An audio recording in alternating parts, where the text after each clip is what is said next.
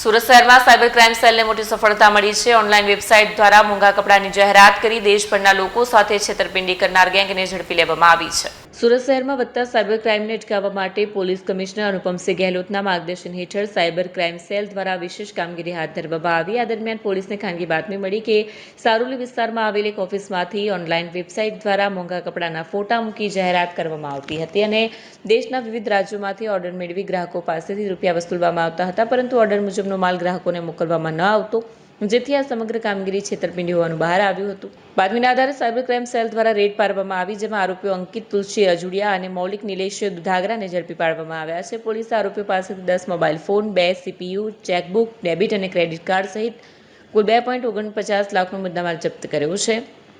આરોપીઓએ સીઓડી અને પ્રીપેઇડ મળી કુલ 3762 ઓર્ડર લઈને આશરે રૂપિયા 22.86 લાખની છેતરપિંડી કરી છે। આ મામલે પોલીસ દ્વારા ભારતીય ન્યાય સંહિતા તથા માહિતી પ્રૌદ્યોગિકી કાયદા હેઠળ ગુનો નોંધવામાં આવ્યો છે અને આગળની તપાસ હાથ ધરવામાં આવી રહી છે। ગઈકાલે એક ખાનગી બાતમી આધારે સાયબર સેલ સુરત શહેર દ્વારા એક રેડ કરવામાં આવી પૂના ગામમાં કોહિનૂર પ્લાઝામાં, જ્યાં ખબર અમે લોકોને બાતમી મળી હતી કે એ લોકો ખરેખર વેબસાઇટ ઉપર કિંમતી કપડાની જાહેરાત કરીને પછી એકચ્યુઅલી કસ્ટમરને એ લોકો સસ્તો માલ ડિસ્પેચ કરતા હતા અને એવી રીતે એ લોકોએ છેલ્લા 2 મહિનામાં 3800 જેટલા એ લોકોએ ઓર્ડર મેળવી 22,86,000 જેટલાની લોકો સાથે છેતરપિંડી કરી છે।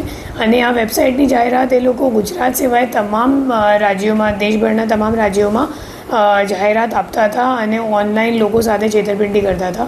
તો આ ગુનાની આ બાતમી આધારે અમે લોકોએ ટેકનિકલ વર્કઆઉટ કરીને ત્યાં રેડ કર્યું અને રેડમાં મુદ્દામાલ સહિત 2 આરોપીઓની ધરપકડ કરવામાં આવી છે અને હવે આગળ જેટલા કમ્પ્લેનન્ટ છે એમને બોલાવીને અને એમને રિકવરી આપવાની કામગીરી ચાલુ છે। કેટલા ટાઈમથી કરતો હતો? એમનો મુખ્ય રોલ શું છે? એ લોકો છેલ્લા 2 મહિનાથી કામ કરે છે અને એમનો રોલ એવું છે કે એ લોકો 2 વેબસાઇટ એકચ્યુઅલી ચલાવે છે। એક તો સાચી વેબસાઇટ છે જેમાં ખરેખર એ લોકો સાચું માલ ડિસ્પેચ કરે છે અને બીજી વેબસાઇટ આ ફેક વેબસાઇટ છે। એ લોકો અગાઉ કંઈક લોસ થયેલું હતું તો એની ભરપાઈ કરવા માટે એ લોકો છેલ્લા 2 મહિનાથી આવું કરે છે કે જે કિંમતી કપડાઓ છે તો એમની જાહેરાત એ લોકો વેબસાઇટ ઉપર કસ્ટમર્સને આપે છે અને કસ્ટમર જે ઓર્ડર કરે છે ખરેખર એમને એ માલ એ લોકો ડિસ્પેચ નહીં કરીને એમની સાથે છેતરપિંડી કરે છે। કયા પ્રકારનો માલનું સેલ આમાં કરતા?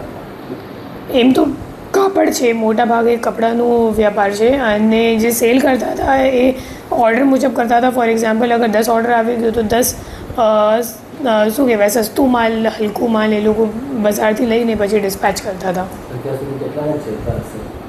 અત્યાર સુધીમાં કદાચ લગભગ 4000 કસ્ટમર્સને એ લોકોએ ભોગ બનાવી ચૂક્યા છે।